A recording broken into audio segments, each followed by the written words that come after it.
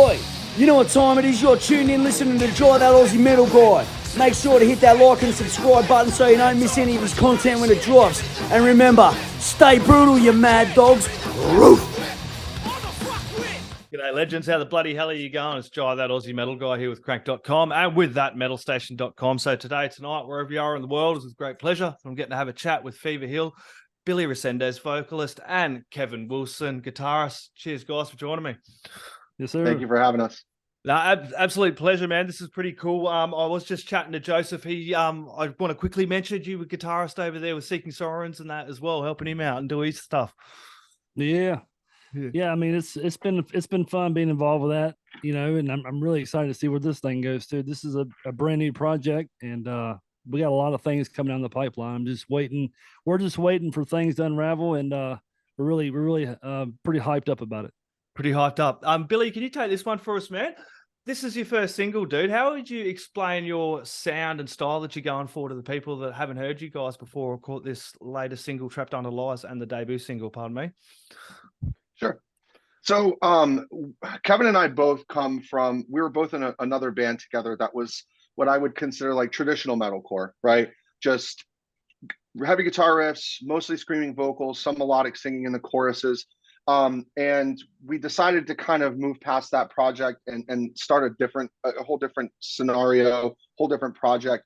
And basically, you know, the vision was, I always felt like I wanted to do more like melodically, right? And as much as I love metalcore, it's always going to be my real love of music and my personal taste. I've always just kind of envisioned doing something that was a little bit more expressive in the idea of being able to appeal to people, to explain to people how I feel, express myself as an artist and through my music, but do it in a sort of less aggressive fashion that's a little bit more palatable and a little bit more, basically palatable for people that don't prefer the heavier genres of music, and to be able to get my messages and my feelings out that just appeals to a broader audience, you know? So kind of what timeline, when did you kind of start all of this? So it's where the lines get a little blurred. So Feverhill basically transitioned from a previous project that was called Posthuman, and we kind of started it as Posthuman. But once we got started, it just kind of evolved into something else. After Fear the United ended, Kevin ended up going and playing with Joe in Seeking Sirens, and myself and our bass player Nick decided to, you know, move in our direction. And then we just kind of found ourselves, Kevin and I and Nick, like back together with a kind of idea that was just really cohesive. Essentially, we just found out and realized through our time away from each other that really musically we wanted the same thing, and we had, you know, more or less the same direction and the same vision. And it just kind of by happenstance, we talked about it. We decided that we were really finding our sound through the first couple of songs that we wrote with Posthuman. And then when Kevin came back into the mix, everything just, all the stars lined up, the planets, everything just fell right into place. And we really kind of caught our stride and got into our groove.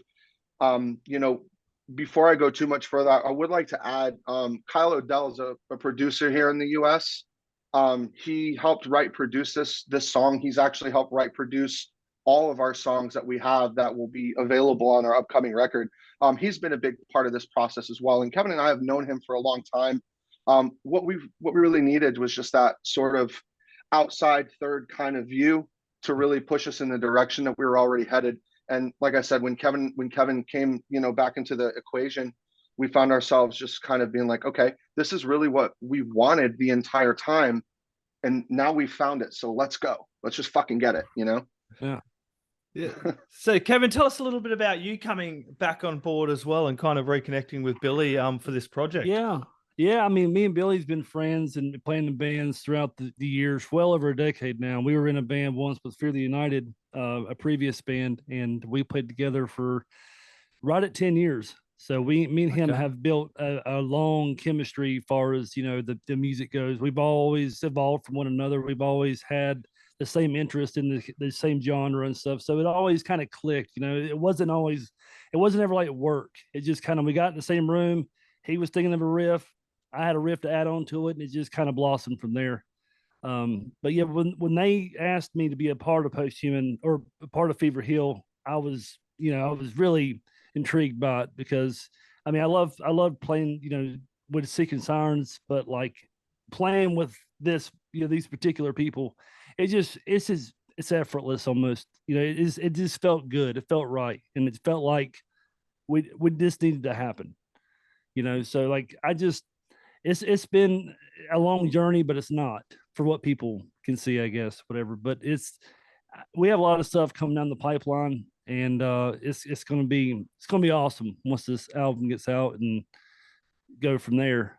Yeah, it's definitely been a long time coming, but like I noticed with Feverhill, like you've only got the one single, but 1.2 thousand odd followers on the socials and that. And I knew you guys had been around for a little while too, so it must be encouraging to not only have been in that scene for a while, but to have this new project and all these fans that have kind of and friends and followers have kind of followed you all over onto this project as well, and you've managed to get them to kind of come with you as well for this.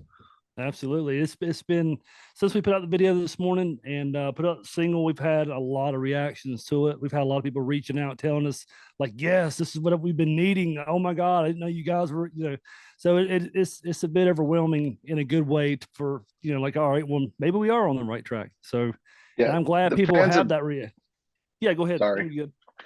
I'm sorry. I'm new at this.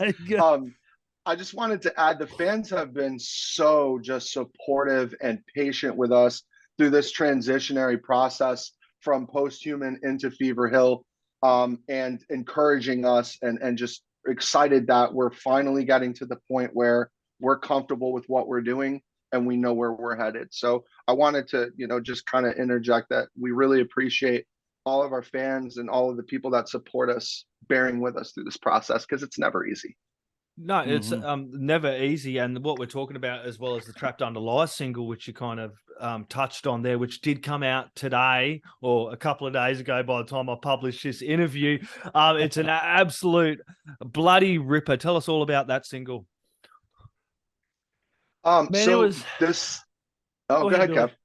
No, I mean, we were in the studio with Kyle, and we were just riffing out some stuff, and I had the opening riff to it you hear, or whatever, or the main, the hook in there, and we started building onto it, and then Billy ended up coming up with most of the chorus, and then Kyle just over here, he's piecing away on the computer, and before you know it, we had a breakdown at the end of it, and it was just almost like an effortless song to put together. Dude, it was so magic. I had this so leading up to all this, I had this crushed under the weight of all your lies. And that's originally that was the tagline in my head, right? And I played this chorus for Kyle, and he's like, yes, play that. Because I play guitar as well. And yeah, man, it was like fucking dynamite. It just went so quick. And then the next thing you know, Kyle's like, yo, go to the recording booth and go fucking lay that chorus down, man. Go lay that chorus down. And I did. And like I said, originally the chorus was crushed under the weight of all your lies instead of trapped. And then from there, man, we took it home. We got all the little nuances done. And then I went back and I was like, hey man, I think trapped would be a better verbiage to use here. I think for me, it flows better. And then Kyle and I and Kevin sat in the control room while I was in the booth. They were in the control room, and Kyle and I just penciled the lyrics out, man. It just all happened. And it's crazy that we've been sitting on this song for so long, because this song was actually supposed to be for the band that we were in previously, but genre wise, it didn't match. Yep. And I've been listening to this song for all this time, just thinking to myself, I need to get this song in front of people. People need to hear this song, because something like this, man, like if people feel the same way, and of course you want everyone to feel the same way about our music that we do, but I just felt like if people hear this song, this could change everything for us. And that's basically just been the sort of thing, man. Just write songs that we love, pay attention to the details, do it right, be honest, and fucking get it out there. Yep. Yeah. Did you know that you were like when you were working on that track that this was going to be the debut single, or did you just have something else in mind? Because you did say you're working, got a few tracks, and you have got the album all ready to go. Was this one that you were like, yeah, man, this is one we have to get out as the first single, or you know? No, for me, there was a couple of other songs that could have, everybody's in love with their own art, right? Yeah. I don't, Uh, it's like one of those things. You're Picasso, you're in love with everything you do, and every time you do something, it's better than the last. We've always known that this was a good song and that it had a really special magic, because we were so heavily involved with all facets of it, Yep. But this song has just been echoing with me because the lyrics and what they actually mean to me, because people take different things from different songs. Like, people have different impressions of what these lyrics. Trapped Under Lies could be about a sort of love turned bad. It could be a sort of having something to do with anything, really. Everybody takes something way differently, but what it means to me is really why I felt very, very, sort of heavily when we were talking about what are we going to release first under this Feverhill banner. That was the one. And it was crazy because we all just kind of were like, yeah, no, that's the one. Just happened. Yeah. That's exactly how it was, because I mean, like I said, this song, we've been sitting on the song for quite some time now, but it just felt right because we did all write this song as a band, and it's been a while back that this happened. But it was like, if we're starting something new, let's put something that we have that was new then. I'm sure it'll be new now. So let's just try it. Let's just go for it. And we put it out. And again, we've had several people reaching out today, and I think that if they like this, they're really going to enjoy the album when it does release. Yeah, well, tell us a little bit more about the songwriting process for the forthcoming album, which is "Follow Me Down," which will be out later on in the year. Sure. So, we are very heavily involved with Kyle O'Dell in our writing process. Again, this is a person a friend of ours. I've known Kyle to some degree or another for over 20 years. We went to high school in the same county. We went to not the same school, but high schools in the same county. And I live in a small area, very rural part of North Carolina. And Kyle was in this band when I was in high school, man, that was just like the fucking band that everybody went to go see on Fridays and Saturdays at our local dive bar. And he was just always a big part of the music scene. And Kyle's had some success of his own with a few of his bands. And it's so when it came time to we've never ever written with a producer before this point. It's always been, we write the songs, or Kevin writes most of the songs. Kevin produced, recorded, mixed, mastered everything that we did when we were in our previous band, Fear the United, the metalcore band. And Kevin, still records other bands. He's a very talented guy. And the big debate was always, do we work with somebody else, or do we keep just doing what we're doing and trying it ourselves? And then finally just got to a point where it's like, all right, if the direction, if we want to go into a different direction, then maybe we should start considering working with a producer or working with some writers. And Kyle was just the fucking obvious choice for us. I mean, the guy's repertoire is very impressive. And it's getting better by the week, it seems. We're all still in contact with him on a personal level, and he's just doing phenomenally. And it makes me really happy to know that we have a guy of that caliber that's been so involved in our music. He's had his hands on everything we've done, and one way or another. Yep. So, what's the plans with the release? We've got a couple more singles, probably keep our eye out on maybe for before the album drops, or what do you got planned? Well, we're trying to figure out the best course of action, what to do. Definitely more singles, at least one. We're going back and forth on whether to just do a single release or another video, or perhaps a lyric video. We're gonna be leading up in the coming weeks to figuring out how we're gonna handle that. But yeah, that's definitely in the game plan, is to release another one, maybe two singles before we release the whole record, which would include 8 songs.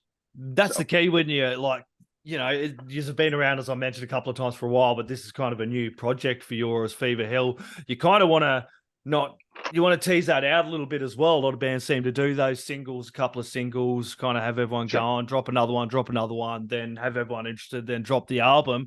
And then hopefully everyone goes over and buys it as well, not just streams it on all the platforms. So that being said, where's the best place people can get along and support you guys as you come out? You're going to drop this so people can buy this track digitally? You're going to have pre-orders as it comes out? What are you planning? And best I think that the best thing that we can say is we're just going to keep releasing through the distribution outlets that we use. The distribution we have now makes songs available for stream or purchase through, either iTunes, Apple Music, Spotify, what is it, the Google Music Store or whatever. I'm not an Android guy, so I'm not real sure. But yeah, I mean, listen, here's what it really boils down to is in our private lives, we are 4 working men rather, with families. A couple of us kids. We're all married. So our personal lives certainly take the for the time being, at least, unless something drastic happens, sort of takes the front seat. We were talking before we started recording about the labor of love, and we kind of agreed that the things that you love to do the most net you the least. So money and revenue is probably the least of my concerns, and probably the least of the rest of our concerns for the time being.